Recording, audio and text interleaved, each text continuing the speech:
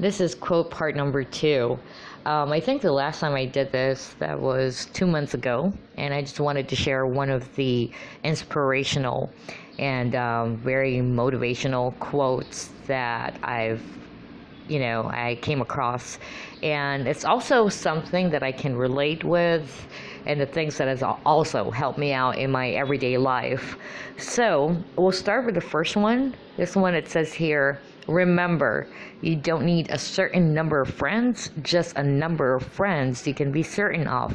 Again, remember, you don't need a certain number of friends, just a number of friends you can be certain of. That's true, because even the most, those social butterflies, those people surrounded with a lot of so-called friends, actually that's sometimes or most of the time just a facade, right? Usually those friends are friends in terms of happy times or connections, acquaintances, or probably they're friends with them because they need something from them. But one thing, that is really true is that when you actually try to filter everything, and you'll be surprised that even the most social butterflies out there, majority of them, they're only just a number of friends that they can call real friends. I know someone who's surrounded with a lot of friends, like everywhere she goes, she has a lot of friends, she has a lot of contacts, a lot of friends at Facebook, but actually she only has like about 2 friends in life. And then I also, remember that there was one time a colleague actually at work, she was actually trying to humiliate me in front of everyone, and she was like telling me that I don't have a lot of friends. And I just, simply looked at her and said simply that, I look at her and I told her, what, it doesn't matter as long as, those 2 friends that I have right now or 3 friends that I have right now are real friends. And she wasn't able to answer anything, after that. She was speechless totally, because that's the reality. You see a lot of people having like 500 or 1,000 friends or followers, but the truth is, are they really your friends? And as a Scorpio, this is also, I'm going to relate it to Scorpio as well. We don't care about quantity.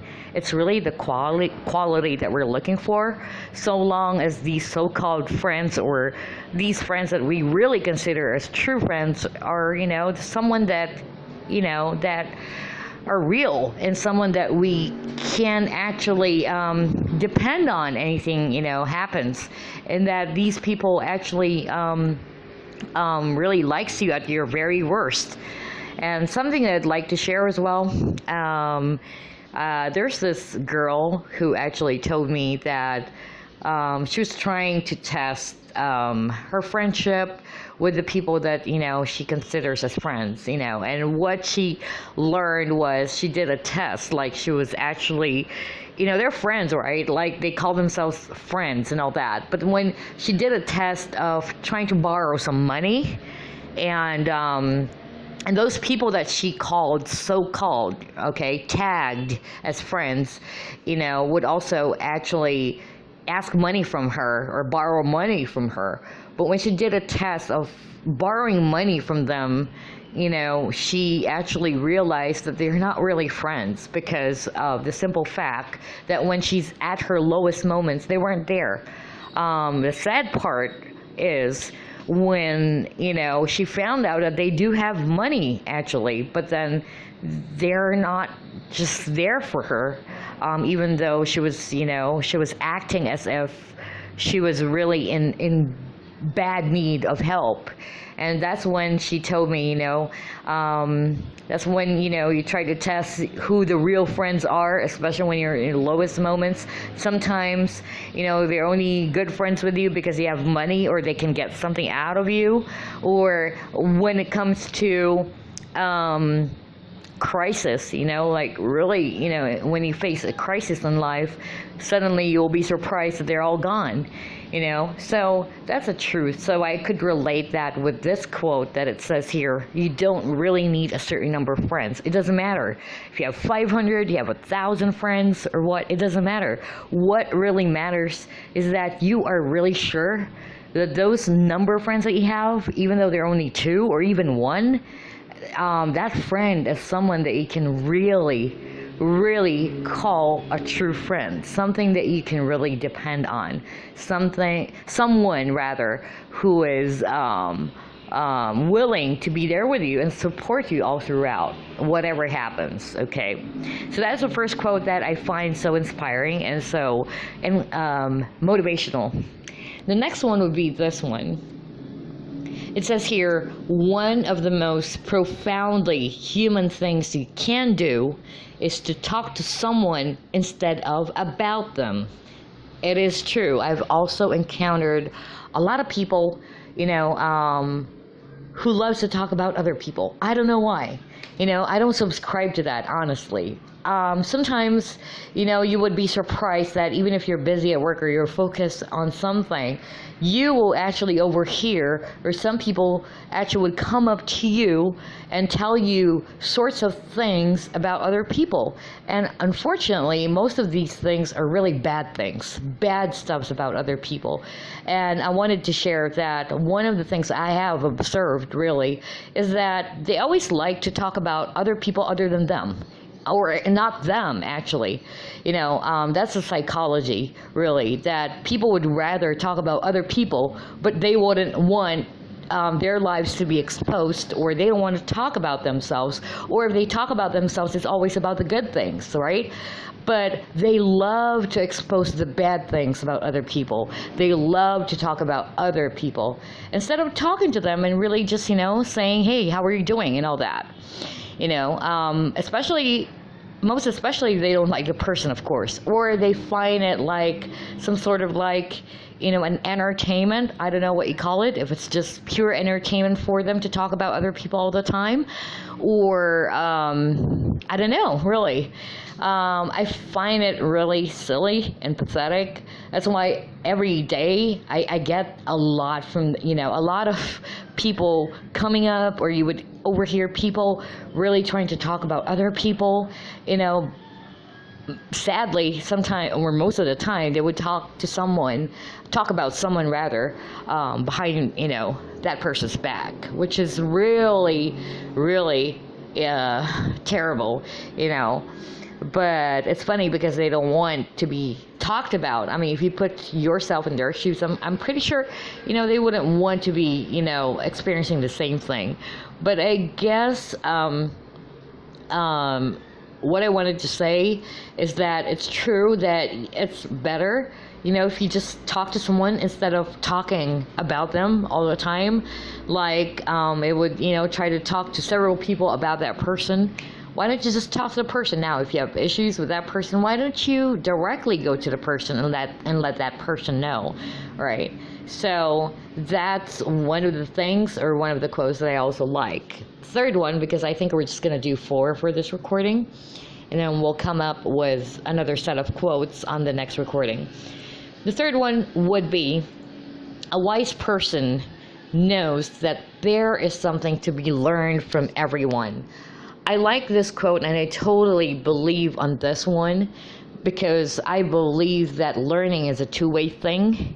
And I don't know if you came across, I think it's a Chinese philosophy that I've read in the past. I don't know if it's Lao Tzu, but I'm not sure, but I think I've read that in the past, where it says something about, the glass of water. So they say, according to the saying, that your glass should always be half empty. Because if it's actually full, and if you try to pour water from it, and since it's already full, it's going to overflow, right? Unlike if it's half empty, you can still pour, water on it and it will not overflow. So, meaning to say that each individual should be open to new things. Each individual should be open to learning. Because if you're the type of person who's always like, acting like you know everything, they're not open to learning new things, then definitely nothing's going to come in. You won't accept things. You won't accept it, But I totally believe that learning is a two-way thing at the same time. I can even learn from a 5-year-old kid. I really believe in that one, I totally believe that you can learn even, from a child or a kid, regardless of the age, really. I don't believe that just because they're younger than you are, you can't learn anything from them. That is untrue. You can always learn something from someone, and I mean, it doesn't have to be like you have to have a lot of experience in life, that you have to be really old. Age is just a figure, really. But I totally believe that even if you're just a 13-year-old, a 12-year-old, or a 10-year-old, there is definitely something that you can learn from that person. You can't just brag about, hey, I'm already, in my late 30s, I'm already in my late 40s, so you don't know anything. There's nothing I can learn from you because you're just a kid. That is untrue. Of course, there is still something that you can learn from that 5-year-old, a 6-year-old, or a 10-year-old kid. It's really a two-way thing. That's what I totally believe in. So the next and the last part would be, and this is something that I really like, compliment people, magnify their strengths, and not their weaknesses. I love that. If you compliment someone, as long as you're not sugarcoating it, because I don't like sugarcoating it, I don't like to just tell the person, hey, you look so beautiful, oh, you're so cute, but you don't mean it, the truth will come out anyway. So it's better to compliment someone if you really mean it. But the sad part is, though, the opposite of that is that I notice that there are people who always likes to go about magnifying someone else's weakness. I've personally experienced that. They fail to compliment the strengths of that person.